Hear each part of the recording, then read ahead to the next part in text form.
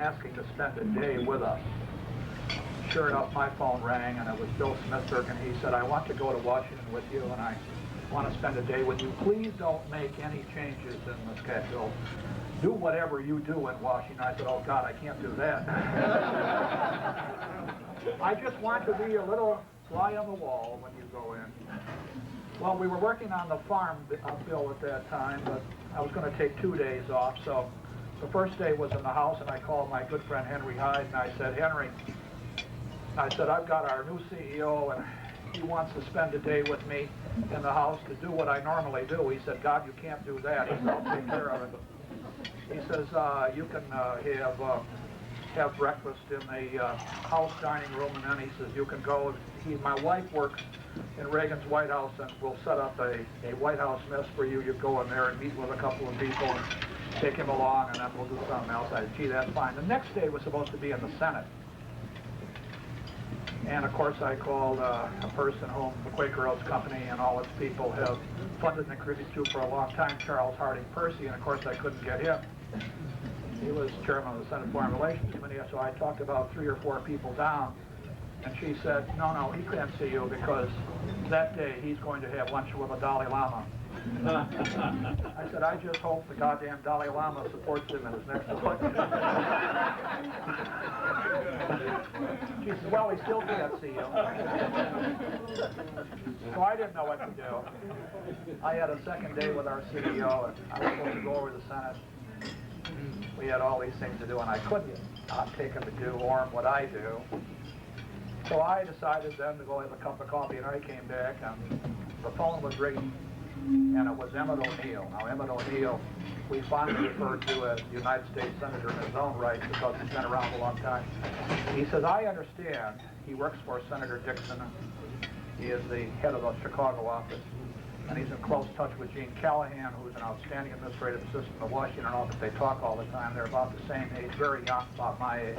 And he says, I understand that you're taking a new CEO to Washington. And I said, yes. And he says, well, he said, it's entirely possible if you wish. I know you guys are Republican, but Senator Dixon would have lunch with, oh, I said, God, that absolutely is terrific. I can't thank you. And he says, furthermore, he said, the senator thought since you don't want to have lunch with just a Democrat, he's going to arrange in a private room for all the leaders of the committees from states in which your company has plans to be there, including John Glenn, Jesse Helms, and everything else. And I said, I owe you for the rest of my life. We went in there, and Smithberg, who was just beginning his tenure, was absolutely amazed and turned around, and then Senator Dixon, God love him, stood up and said, all this couldn't have happened without Tom Roosevelt. Was that a senator or what? Now with that, I'm going to introduce the man who will introduce him.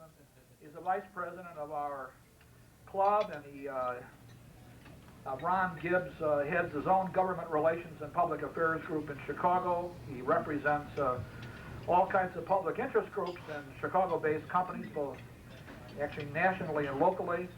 He was chief lobbyist for the city of Chicago for 5 years. He worked in both the U.S. House and Senate as a legislative assistant and a congressional fellow. You shouldn't hold against him the fact that he's a graduate of the Harvard John F. Kennedy School of Government. He's a native Chicago and a member of the City Club Board of Governors for the past 2 years. Ron, come on up and introduce the distinguished senator.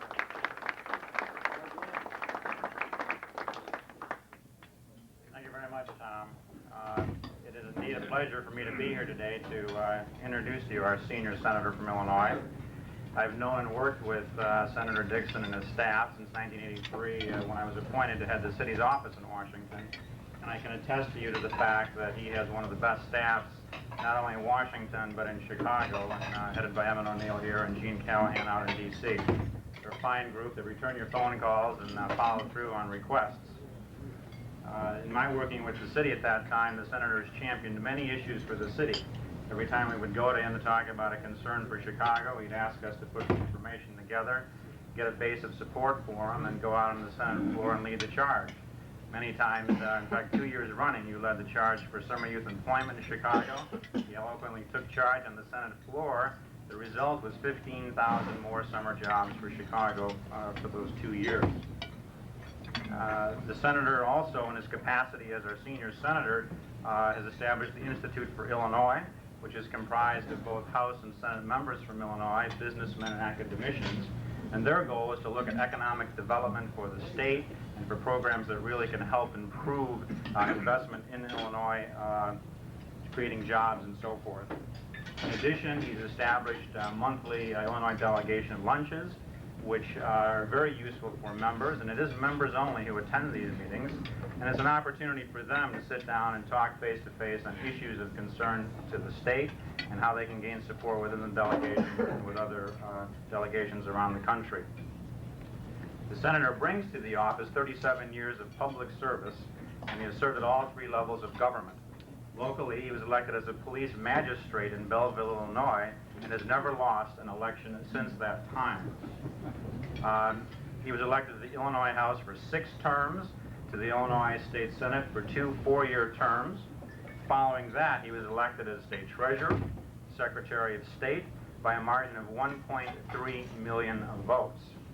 In 1980, he decided to move on again and was elected to the U.S. Senate by a margin of 56%. And then in '86 was reelected by a margin of 65%. And he'll be up for re-election in '92, and you're going to try to top that, Senator. But, so it's quite an impressive record. He currently serves on the Housing, Banking, and Urban Affairs Committee, Agriculture, Nutrition, Forestry, and Small Business Committees. And of significant importance to our topic today, he's on the Armed Services Committee, which obviously is involved in a lot of the intelligence information and so forth in our dealings in the Middle East. He's a graduate of the University of Illinois and has received his law degree from Washington University in St. Louis. And as I've said, the senator has compiled a well-respected record, one that's been recognized by his peers in the Senate, to where he was elected as the Chief Deputy Whip in the Senate, which will be very helpful to us in Illinois now and in the coming years. While the senator is known as a moderate who chooses his fights carefully, he indeed is a strong advocate and champion for programs that will help build a better Illinois for all its citizens.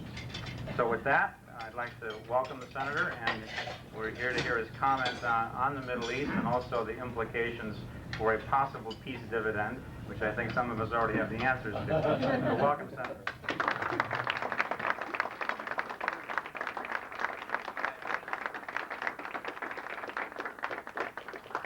I thank both Tom and Ron for those kind remarks in their introductions. One would be unnecessarily obtuse if one didn't observe that Tom, while a good Republican, has been very kind to me through a good many years of my public service, and it may surprise many to know that we agree a good many times on issues important to our state. Name 2.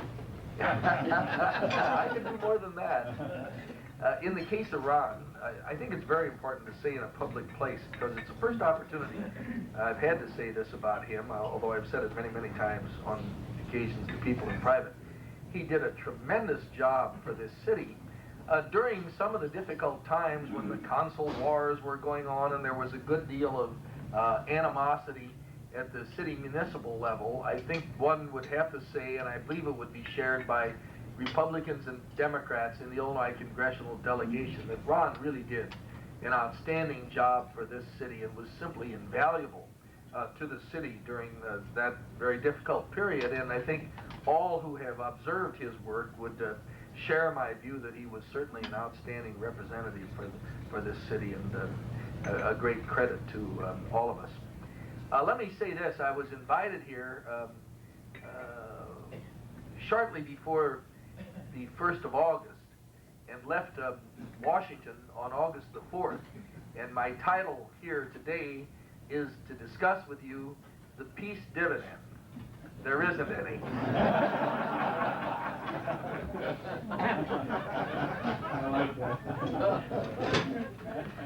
Well, I guess the first thing I'd like to say is this, that believe it or not, we have done some very substantial things in reductions in the Department of Defense authorization bill this year. And I'll just tell you a few things that I think will be indicative to you of what I consider to be the substantial nature of the work done on the Senate side. And I must be very candid and say I have a lot of problems with the House Department of Defense authorization bill, but I feel pretty comfortable about the Senate Department of Defense authorization bill. I want to give large credit, frankly, to our chairman, Senator Sam Nunn, who I think almost everybody will agree is one of the outstanding members of the Congress in either house and of either political persuasion, and who is an extremely thoughtful and careful man about what he does. For months before we began the markup in our various subcommittees, he met several times a week at an early breakfast, and he's an early riser, about 7 o'clock in the morning, with those of us who chair the subcommittees. And we worked on our plan for how we would configure things to present what we thought would be a very viable Department of Defense authorization bill while saving a substantial amount of money. The request of the President this year in his budget was $305 billion. The authorization bill that we ultimately passed on the floor of the United States Senate is roughly $288 billion. So that, in and of itself, was a savings of $17 billion. Not quite that much in outlays. But I think all would recognize a very substantial result. Now, having said that, our entire plan from day one, I'm so proud to say this now, in view of the Mideast experience, was we wanted to have a very fine readiness force. We wanted to augment sea lift and airlift, and we wanted to have the kind of standing forces that could respond to the Libyan, Grenada, Panama type of experience we'd seen in recent years. It was the thought process of all of us in positions of leadership at those meetings, led by the chair, Sam Nunn, that we envisioned this new world we were entering as one in which the Soviet Union would not any longer have a particularly dominant place. We're already seeing the sea changes in Eastern Europe. We were seeing what had happened in the Baltic states.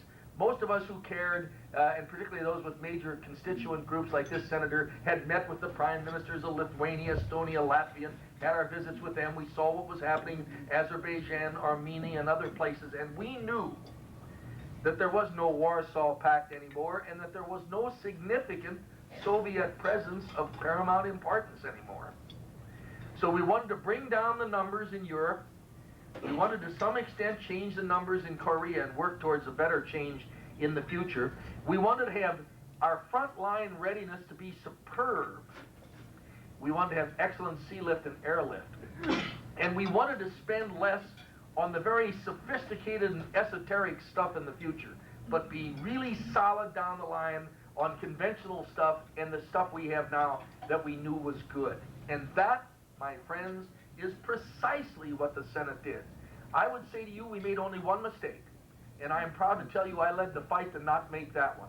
I offered the amendment for the C-17 in the Committee of the Armed Services Committee, and I lost by 2 votes, and out of respect for the chair, didn't try it again on the floor, and so we don't have the C-17 in the Senate budget. I would say to you, that is the only thing that I think we in the Senate will want to change in the conference. I think it's clear now we need a C-17. It carries twice as much as the 141, and if you have seen what we are doing in the Mideast, you know that we need a better cargo plane. Frankly, I'm not going into the reasons for the fact that we didn't do the C-17, but it was less a governmental problem than a manufacturing problem, I would suggest to you, that prevented us from doing it then. But we are in the right place.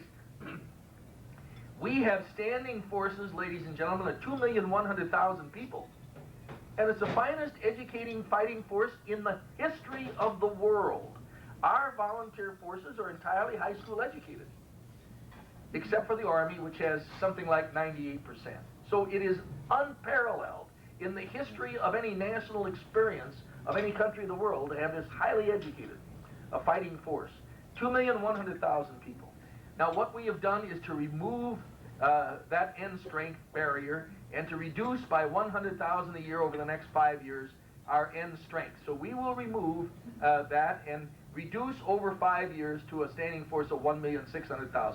Still more than adequate for the kind of experience that we're having in the Mideast.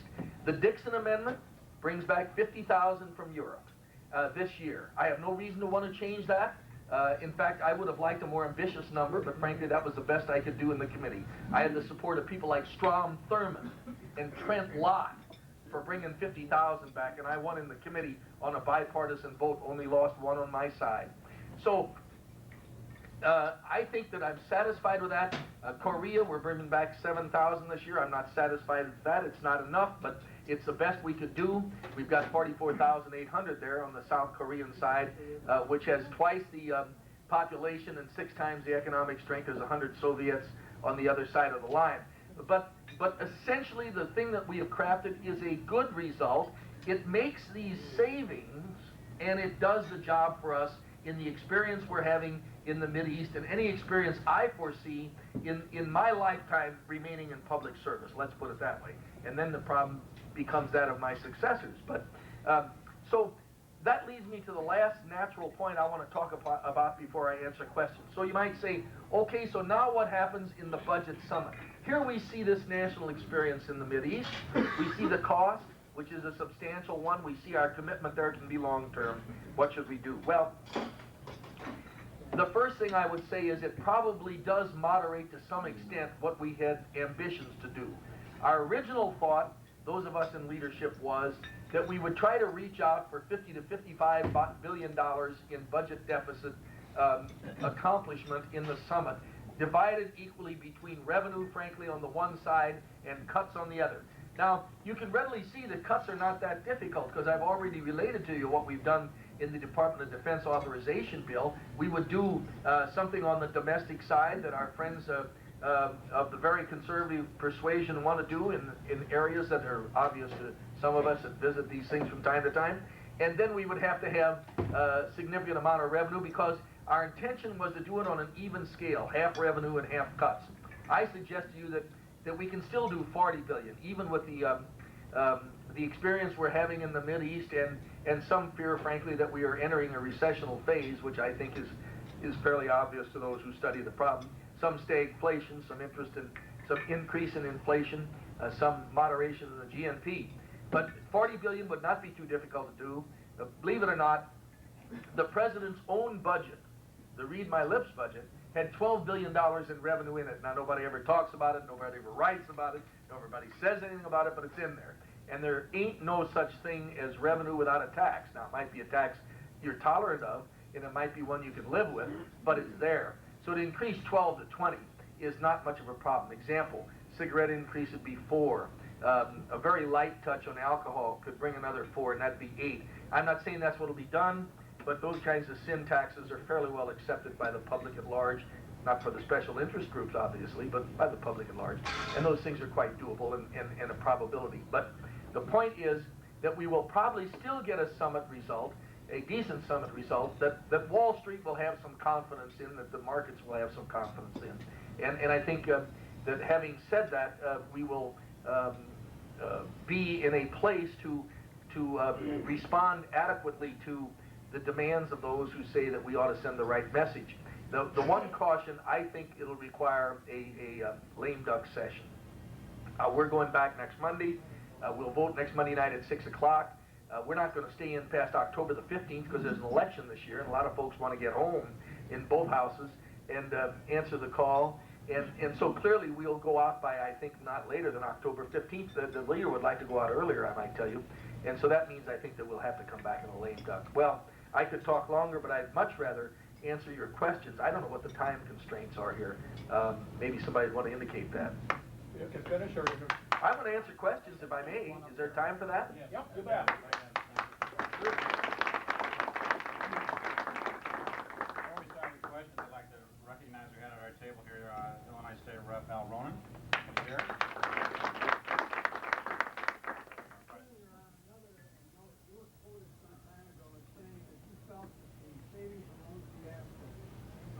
So onerous to the average American that the people responsible should be severely punished. And I haven't seen much since the Middle East thing got the front page headline.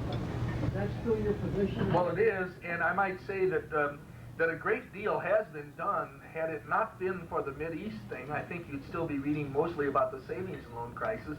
The media being, the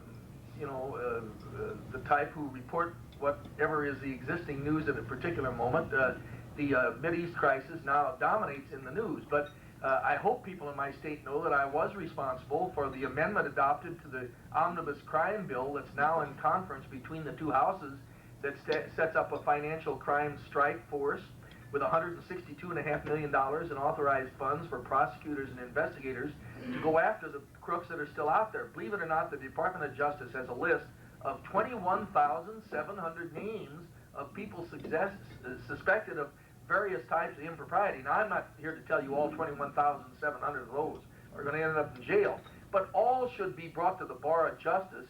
All should be investigated. Those properly indictable and those convictable ought to be pursued in every way. And then beyond that, of course, some of us have sponsored legislation, what we call Keaton legislation, that the Latin for the use of individuals and others in civil cases against these people, so that the government and others inclined to do so, including plaintiffs' lawyers who might pursue the opportunity to make a contingent fee, can go after these funds, can pierce the corporate veil, can pierce the bankruptcy veil, can pursue assets into the names of spouses, Swiss bank accounts, anything else. That is now in that same bill. Incidentally, we have preempted state law in Texas. Texas has 60% of the crimes in the savings and loan scandal, and believe it or not, in their Texas exemptions to the bankruptcy laws, exempted your homestead, the house you live in, with no limit on value. Some savings and loan thieves actually bought $18 million mansions in Texas, which would have been exempt under existing Texas law. So we preempted that by federal law. I, in addition, have legislation I will introduce as soon as I return that is now prepared that does a number of things. It changes the basic deposit insurance system to what we call a risk-based deposit insurance system. I'm sure most in here know that presently, at different numbers, the basis points are paid by banks and thrifts essentially the same amount for their deposit insurance. In the risk-based deposit insurance system that I will introduce, and it's somewhat controversial, there'll be some argument about it, but there's a lot of support for it. The private insurance sector would take 10% of the insurance market on the deposit funds and set the basis points and the rate for their insurance. We would extrapolate that through the system and then insure on that number for the rest of the deposit insurance system, so that quite obviously a very risky institution that was out there shooting craps with all of their loans would pay a higher premium than your classic conservative institution in small rural America, as an example, that doesn't loan you any money till you come in with a tractor worth twice the amount of the loan you want to obtain. So, that's one of the things we're going to do. I have a bill that will also be introduced that will, for the first time, and many people are surprised when I say this and don't know it's the case of the law, the situation with respect to the law now, for the first time mandate examinations of financial institutions on a regular basis throughout the country, both thrifts and banks. Believe it or not, in Texas as an example, some of those thrifts were never examined in their entire experience over that decade where all this fraud took place. A $5 million institution grow to a $2.5 billion institution, never have anybody take a look at it. Remarkable result. And so there are a good many things being done. Now, having said all I say to you about pursuing the assets, there just isn't that much out there to make whole the system.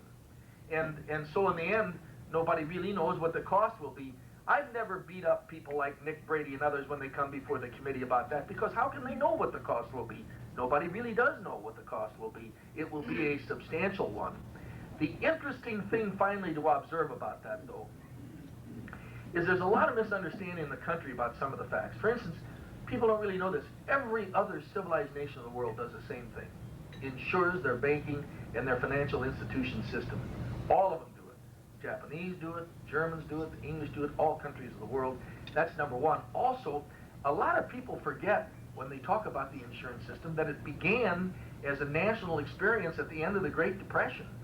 Franklin Delano Roosevelt's administration in its 100 days passed the insurance laws that protected us with a $5,000 deposit insurance system then. It was up to 40 until 1980. Incidentally, I'm pleased to say, was changed to 100 before I got there, so I don't have to take the collar for that one. But the system is not without parallel in other countries. And I would suggest we really don't want to change the system, only strengthen the system. There are a good many other things I could say about that, incidentally. For instance, I see that Henry Gonzalez has introduced in the House just now a bill that we've considered in the Senate. We're not sure about whether we'll go forward with it or not. It would not reduce the insurance from 100 because Greenspan, Seidman, Brady have all said, look, there's no sense in doing it. It won't make a particle of difference, and it'll just scare people. But in the House, they are now limiting it to one account.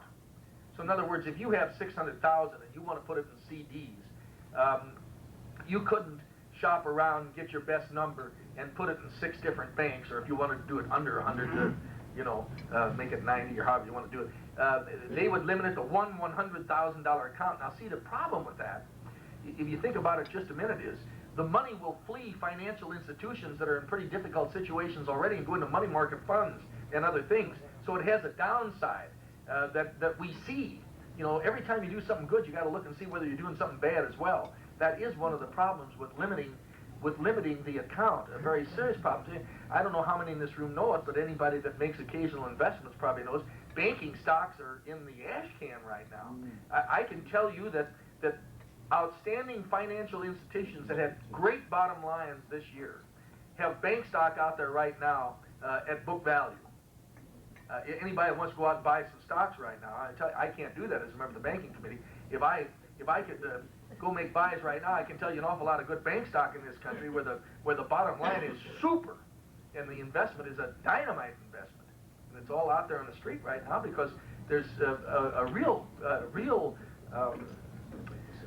bottoming out of confidence in our financial institutions, not just the thrifts. Everybody's paying the price. Question there? Added on to the problems of the SNLs and other problems, domestic problems we have, I'm very concerned about what's happening in the Middle East, as all of us are. I was in Cairo, 2nd of August. I know, what an interesting time to be there. Oh, it's exciting. Where much of the leadership in the Arab world were gathering to have the OPEC, another follow-up to OPEC. Right. That very morning when Kuwait was invaded, it was an exciting time because Kuwait people didn't know what they were going to do. Their money was immediately no good, and of course they had to worry about their family. I say that to follow up with saying that during the 2 weeks that I was there then, we saw a lot of activity among the various Arab people, but almost none of it was hostile toward one another. It tended to be friendly, salam alaikum, or whatever the phrase is, a peace among us. And then, of course, I saw the buildup of American troops to the extent that we added more debt in the process of supplying those troops, and the possibility of some of my young friends dying, the possibility of that they will have relatively little support, though they have lip service. I'm asking the question, Senator, why are we there? That may sound like a very naive No, it's not a very naive question. It's probably a good question. I think we're there for a variety of reasons. We're obviously there because we had a relationship with Kuwait, and more particularly with Saudi Arabia in the region that we felt we had to honor. But candidly, we are there because of oil. I don't believe anybody in a position of responsibility who cares to be candid would suggest otherwise. We are 50% dependent upon foreign oil. And the interruption of that in the marketplace would be absolutely devastating to our economy. And I think, a number of things ought to be observed. Believe it or not, in the time I've been on the subcommittee on which I served as ranking member when the Republicans were in power, and I'm chairman now that we are in power. And throughout that time, I have seen the price of crude vary from $40 on the spot market per barrel when I was a ranking member to as low as 12 in the time I chaired. Now, some said it got as low as 10 a couple times. I don't recall that. It may have. But the point is, you could actually, in my subcommittee, which has 38% of the budget, most of the military budget, make differentiations in how you use your funding depending upon the oil price per barrel. We usually quote made money, you know, this is a euphemism, made money on currency changes and oil price changes in my subcommittee to be used for other purposes, depot maintenance, and things of that kind. So, you know, there is a reason why you have to protect those interests. Now, having said that, I think the fact that we continue to be 50% dependent on foreign oil is an indictment of all of us. For years, we have known about the fact of risk involved in that dependency and should have changed it. And it's entirely, I think, important to observe here that our highest priority in the future has to be to grow less dependent upon foreign oil and to develop alternative sources of commercially feasible energy, whether it's ethanol or whether it's natural gas or whatever we might do. In fact, it ought to require us to re-examine some of our drilling policies in this country for that matter. But all those things are matters of importance. So I think we're there because we have to be there, quite frankly. And regrettably, I think it's possible we will be there a period of time because I don't think that economic embargo will work quickly. It will work if all our allies support us and if the American public has patience, but it won't work overnight. And certainly they're not going to attack us. We're overwhelmingly there in strength on the sea and in the air and on the ground, so they're not going to attack us. And frankly, we're not going to attack them. We're not going to go into Kuwait. That's my judgment. And so I think it'll take a while. Yes, sir. I have a fear, though, Senator, and that is that in the rush to bring the troops home and in the rush to find a peaceful solution, I think that perhaps we could allow Mr. Saddam Hussein, the madman, to go back into his country and to build up a real, I guess, some kind of nuclear capability in which he could come back 3 to 5 years from now and then pose an unbelievably serious threat to the whole world. How can we prevent this from happening? Well, I think your point there is well taken. First of all, the negotiations have to encompass the things the president's always talked about. That is, the Iraqis getting out of Kuwait, the restoration of the legitimate government. Then beyond that, I think restitution for money stolen and to some extent for damage done. That all probably can be done. Then you get to the tougher part. We really must eliminate his chemical capability, first of all, for the future. Now, I think there's a way to do that while saving face for Hussein, which is part of the price if you're going to get an agreement. And that is because we are doing these talks in Europe right now. And there is a very good possibility that shortly we will complete, at least potentially complete, the chemical talks, which would eliminate that capability in all countries that are signatories to the agreement. We have the best chemical, not the largest, but the best chemical capability. We have the binary. You know, I'll never forget that because I voted for it when my friend Senator Percy voted against it, and the Vice President of the United States broke the tie, and I heard about that at town hall meetings for about 3 years. But the point is, you have to have what the other side has, and you ought to have the best, and binary is safest. So if you're going to have dirty stuff, you ought to have the best dirty stuff, and we did. But the thing is that it ought to all be eliminated, and I support that. And what we have to do when we go in there is see to it that their chemical capability is eliminated. We have to interrupt their potential nuclear capability, because the Israelis won't do it for us once every 10 years. They did it the last time. And we said, oh, that's terrible, and kept winking all the way out of the intelligence briefings. And but that has to be interrupted, certainly. And then if I may conclude, then I want to answer Cliff's question. But let me finally say this. 2 things I want to observe. The first is, I get asked this at every town hall meeting, why don't we just go shoot the bomb? Now, you can't have an assassination policy as part of your covert policy as a government. Incidentally, there's some evidence we used to have that policy a long time ago. We changed that, and we don't do it anymore. And the simple fact is that a sharp sword cuts both ways, and you know, anybody's easy to kill, frankly. It isn't very hard to do. If you ever see the president walking around, or anyone, you understand the grave implications of that kind of business. So we ought not to do that, and we won't. Then beyond that, you can't make it a part of the negotiations. I can tell you this as an old trial lawyer, that he has to get out of there himself, because he ain't coming to the table if that's the rule. So I think you have to do things in steps and hope that the good judgment of that country eventually prevails. That there is some substantial opposition to him. They're awful scared in that country.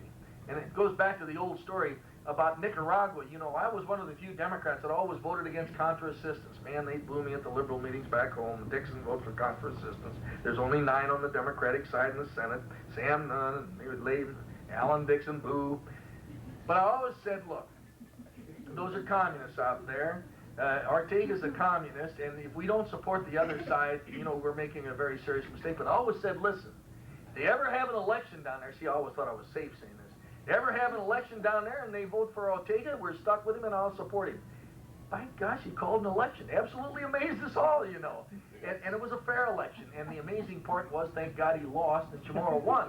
But if he'd have won, I was stuck with him. But I mean, the point is, you know, I don't think that internally you can do all that much in all these countries. You know, it's like the El Salvador thing. They say, how could you have voted for military assistance? They're all a bunch of terrible people. Well, the people out in the jungle are terrible people too, only worse. But although the thing is now, I think by now we're probably going to cut it off because of the murder of the 6 Jesuits and the housekeeper. But the point is, a lot of those internal governments in all those countries have a lot of question marks. Some are our friends and some of our enemies, and that's about all you can say for it. I wish I could make it more enlightening for you. Yes, Cliff? Vice President Dan Miller over here. Oh, excuse me. No, Okay. go ahead. Yeah. Fine, thank you. How are you? I've got to call on Cliff because I'm on his program later today. All right, Cliff, what do you want? This is going to be real quick. I'll have a chance to ask questions later. The point I wanted to make is that just this afternoon I heard where Saddam Hussein or Iraqi TV has asked Bush to address the Iraqi people to justify our presence in the Middle East. First, do you think you ought to do it? Secondly, contrary to what a lot of people say and the people you're saying that they killed the bomb, I think that's primarily because, as usual, the American public is not really knowledgeable of Middle Eastern affairs. There's more reason for, in my opinion, for Saddam Hussein to go into Kuwait, if we're going to talk about national interest, than we did to have to go into Panama. There's a whole litany of things that the Kuwaitis have done to him, and people here don't even know about it, nor do they discuss it. So should Bush speak to the Iraqi people on TV, as the invitation suggests, and should we invite Saddam Hussein to put his case before the American people? Well, if you want the senator's opinion, I don't think it serves any useful purpose, Cliff, for him to speak to the Iraqis. Whatever real dissent there is in that country is pretty much afraid of doing anything at this point in time. Now, those things can change. Candidly, we have some evidence that there have been attempts on Hussein by his own people in the past that have not been successful. And so I think we'll let that pot boil for a while, but I don't think it does any good for the president to talk to them. And the media being what it is in this country, if Hussein wants to get on television, they'll put it on over here anyway, whether we like it or not. So I guess the democratic process will work in that regard. Yeah, Dan? Let me bring you back to a local issue, something that I think everybody in this room is concerned about, which is the atmosphere of hostility, I think, that we perceive in Congress towards state and local governments, as expressed in the continual attack on some very important local issues, such as the deductibility of state and local taxes. Which won't happen. No, I'm delighted to hear that. Well, How about... can I just do, yes, remember the other things? That's a trial balloon put out by the administration in connection with the budget talks. It was immediately shot down. Nobody seriously thinks it's going to happen, Dan, and I don't believe it will happen. But I don't deny that it's remarked about from time to time, and you read about it in the media, but that won't happen. How about tax exemption for local debt? Is that going to be restricted? I don't think that will happen either, and that's all part of that same package of discussion that they had at that time. I really don't see anything happening on the revenue side except this. The possibility of some sin tax consideration on basically tobacco and alcohol. There had been, quite frankly, some talk about an import fee on oil. I think that's been killed by the Mideast experience, and you can pretty well forget about that. Now, frankly, the administration wants the capital gains accommodation. This senator would probably be willing to try to work out some kind of an accommodation on a prospective basis, although I caution you, I say that carefully because the majority leader on my side is very unfriendly to the idea, as is the speaker and others, and so I want to be cautious about how I package this. but there's a possibility that the president would press for that strongly at the summit. If he does, there's a possibility that that's a price for the summit, and it could be included. That has a short-term yield, but a long-term expense to it. But it is fairly popular, and so it has a shelf life. Now, if that happens, at least Gephardt and others, the majority leader in the House, would want to connect that with the bubble. And that is very popular on the House side. Now, we've never done the bubble in the Senate, but the House has done the bubble. And they would want to do the bubble, which is as I recall, 170,000 to 220, where they drop back down to the next bracket. And that brings in a couple of $1 billion, and it does have some revenue yield, and it has some philosophical appeal to people that like to do that and say, we tax the rich, you see. So, but that gets involved in what happens if you press the one case, then the other case will be pressed. Then I don't know what comes out of there. However, I return to my original thought process, which is that we will be down some on the package anyway, you see. We'll have to tinker with the margins of Graham, Rudd, and Hollings a little bit. That's not hard to do, because probably it'd be Phil Graham and people like that introduce the legislation, because they're at the summit, and they're the obvious people to do it when you're tinkering with something like that, aren't they? And that's the way it's usually done. And so it's probably the way it would be done. And that's the way I'd do it. But anyway, if it's only, say, $40 billion, you can do that without going into any very substantial revenue. The only thing you get into is the philosophical contest. And the philosophical contest, aside from a little revenue, is capital gains on the one hand, counterpointed by the bubble on the other. They come into the arena together. It's, if you've ever been at a summit, you know that the liberal wants to talk about cutting defense, and the conservative wants to talk about cutting domestic programs. And that's why it's no miracle that it always turns out we do them equally.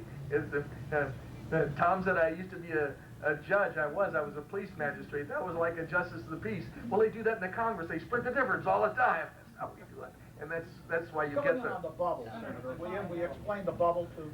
Well, the bubble is that at $170,000 a year, from there to, I think it's 220, but I tell you what, don't hold me on these numbers, but I'm roughly right. Bill, what's the correct number? It's about 70,000. 70,000? No, I think it's higher than that, Bill. I don't want to argue with you. What? Builds up and he comes like that. Yeah, but I'm saying, but at 170, I think it is. No, it's in the upper hundreds, Bill. I think it's 170. You can all look into it now that we've talked about the bubble. You drop in bracket. You see, after you achieve, when you get the 170 to 220 or something like that, you drop down a bracket. And the argument by those who are philosophically disposed to argue it is, why should you go down in rate when you go up in income? Now, I see several heads nodding. I'm not the utmost, not the world's foremost authority. I'm roughly correct. It's from 78.4 to 162.770 to 33%, and then you drop down over 172 to 28. Okay, then I had the 170 right, but it was the upper end. I apologize for that. And incidentally, you may be correct. I don't know why I thought it was really a higher number. 162.770, and this was put out by the Research Institute of America. I always trust a man that's got the paper in his hand. But anyway, the point remains the same. When you achieve a certain high enough income, you drop actually in rate. I must say, I didn't think it went as low as 60-some, because you're getting into a middle income position almost there, but yeah. Senator Dixon, let's say if we're going to go after this Saddam Hussein fellow, why not, how about if we don't do a preemptive strike, get everybody on the record on this thing, get the American people behind it, and then do the constitutional thing and declare war? Oh boy. See, I respect you, that's all legal and proper, but it doesn't take into account the price you pay. That's no Panamanian thing, my dear friend. It's certainly no Grenada, and it's not even a Panama. I mean, this is serious business. You go in there, and that man's back's against the wall. Now, a lot of people are going to get hurt and killed. You're not talking little numbers. You're talking tens of thousands. You're talking about, you could bring it to a conclusion fairly quickly, probably. Okay? But you're talking about a Vietnam-type experience while you're bringing it to a conclusion. I mean, bad stuff. And if that man's back is against the wall, I have no doubt that he cares not at all about the Accords. He'll use the germ, he'll use the gas and stuff. I have to tell you, I respect. See, I hear some of the senators already saying, make Iraq into a parking lot, like they just sit there while we go bomb it out. Now, you can't believe that now. It wouldn't happen that way. Well, Senator Dixon, my question was as opposed to doing preemptive strikes and getting exactly into a Vietnam situation. Yeah, but see, you can't on conservative. well, no, I don't have, hey, that's all right. Everybody's entitled to their point of view. On a personal basis, I like Pat. I don't agree with him a whole lot, but I like him. But the point is, I don't know how you would do a preemptive strike. See, I mean, we can go in there. It's like some people say, hey, why don't we do some strikes around and get the hostages? How the heck do you do that? Our human intelligence... He's saying a declaration of war rather than a preemptive strike. He wants you to debate it and pass a law. So have a declaration of war. Well, in the first place, we won't do that, but the president's given us a notice under the War Powers Act, and this senator will vote to authorize what he's doing there. So that is at least... we will have a finite congressional approval of what's being done there, but we won't declare war. We will authorize the police action pursuant to his notice that hostilities in fact can take place. We recognize that. And we say, okay, President, hostilities can take place. They shoot at us, you shoot back, and so forth. We will do that. The gentleman had his hand up earlier. Yeah. Senator, there has been some comment in the press recently about the administration's desire to leave some troops in the Middle East on a semi-permanent. Yeah. If that's the case, would you comment on that and Yeah. what effect that would have on the budget? Okay, well, it might not, believe it or not, have any if we do it right. Let me say this. I sort of support, in a modest way, that idea. Let me tell you what I think. First of all, we've had a naval presence there for a long time. We are the power in the Gulf. We have been for decades. Even during the 9-year war, we were the power, the naval power in the region. We don't put any carriers in there because you can't get them in there. And the only reason we didn't have better air power was, guess what? The Saudis and the Kuwaits wouldn't let us use their airstrips that we built to put our planes on their ground that we built, the strips. So I think they'll let us have them in the future. That's the exercise that we're going through now. If we have those in the future, we have a place in that region. That is the hottest region of the world. All experts, and I'm not an expert, but I listen to them all the time, will agree that's the spot to be. And if we have places on the ground, we'll be there in some force. Now, people say, well, how can you do that? Well, listen, we've got 305,000 in Europe, with their dependents 500,000. We're bringing 50,000 home by the Dixon Amendment this year. Everybody agrees, including the president, if the CFE talks went through, we ought to reduce it right now to a minimum of 195. People like Dr. Schlesinger say reduce it to 50 to 75. That'd be plenty. In Korea, I tell you again, we've got 44,800, reducing it by 7,000. It is literally the case that South Korea is twice the size and 6 times the economic strength of the other country that has nobody there but 100 Soviet advisors. So there's all kinds of places to draw down from and transfer to the Mideast. As a matter of fact, I think the president has done the right thing. Let me say that as a member of the loyal opposition. In everything he's done so far, I think he's made 1 or 2 mistakes. His biggest mistake so far was to say he forgives the Egyptian debt. Because not only is that a mistake, we won't do it for him. We get the vote on that, and he's beat before we ever go back there. So he might as well change his mind about it. The second thing is this. The second mistake that I think he has made in the region is that he has not worked our allies up until this point hard enough to get their cash support and their military personnel support in sufficient numbers that people can really recognize it. And it becomes glaringly apparent when you say the Egyptians did so much for us, we're going to forgive a $7.2 billion debt. My God, they got 2,000 people on the ground. I said to Tom before the meeting, you can get more volunteers to go over there than that. And so it's just, those are things that in the time, what worries me about it if we don't do it right, and if we aren't careful about this, is there isn't that much of a patient support system in this country for this kind of thing. And if we don't get it done right, that will erode very quickly. One more question now. Yeah, Senator, our good friend Congressman Rostenkowski was talking again about increasing motor fuel taxes to look at the deficit and look at conservation. Is there any real discussion or is that just... He's my good friend, but he doesn't have my vote.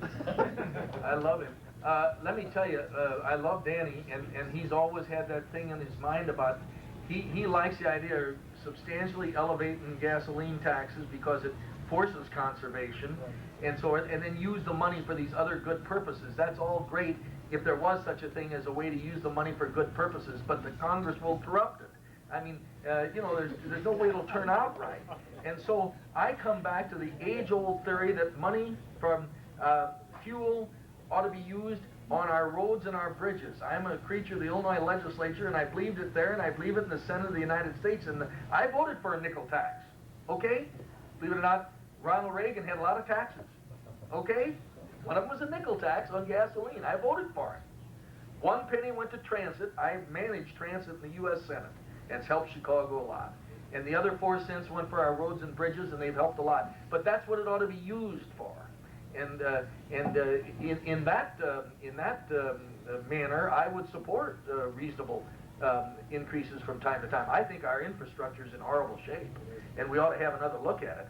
But we ought to be taking the easy road, and it wouldn't be easy, but taking the road of taxing the fuel and then using that for the so-called budget exercises. I've seen those exercises in the smoke and mirrors, and I've sat in on some of those deals. God bless.